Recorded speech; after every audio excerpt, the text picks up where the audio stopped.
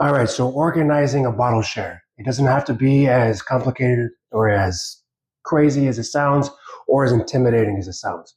It can be just as simple as you inviting a few friends over and enjoying a few pours. It could be more complicated where you have a really big whiskey club, you do catering, all sorts of stuff. It can be anywhere from as low as two people to a lot of people. So it really varies. There's a few things, however, that I recommend that might make it a little easier and make it a little more fluid for you.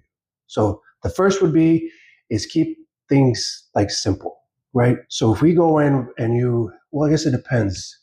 So if your goal is to really focus on certain whiskeys, you don't want the rest of the pours to then overly influence the other one. For example, here we have a cask strength scotch that I think is absolutely delicious. It's amazing.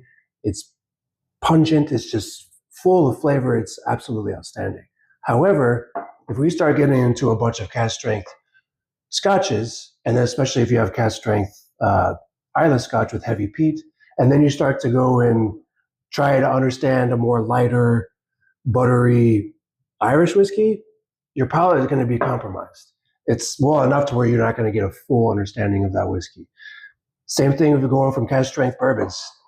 Cask strength bourbon. So there's a certain method of doing it. There's not one way that says it is the supreme method. However, it's my recommendation that if you're going to have a mix between lighter and heavier whiskeys, especially stuff that's peatier, then use the heavy hitters at the end. So then your palate's a little fresher. It's a little more tamed. So then you can approach these and approach all of them with as fresh of a palate as you possibly can. Now, there are other methods of keeping your palate fresh where you can do like crackers for your palate. And for your nose, you can have coffee grounds will help flush out and clear your nasal passageway so you can have a fresh nose for every whiskey. And then keep it simple. Some people will do things where they have 2 or 3 categories. Other people will do 1 category. And other people just don't do categories at all. They just do bottles they think are awesome that they want to share and get people talking.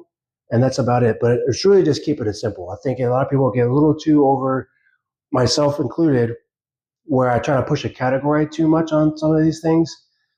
And people, most of the time, they're just talking about their lives. They're just talking about things going on, and they might engage a little bit on more details. But people are just there to relax, get to know one another.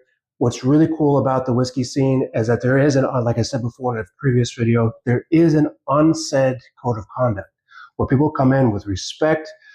They're just trying to relax and get to know people, and have a good time. So hopefully that helps. I know it's a little vague.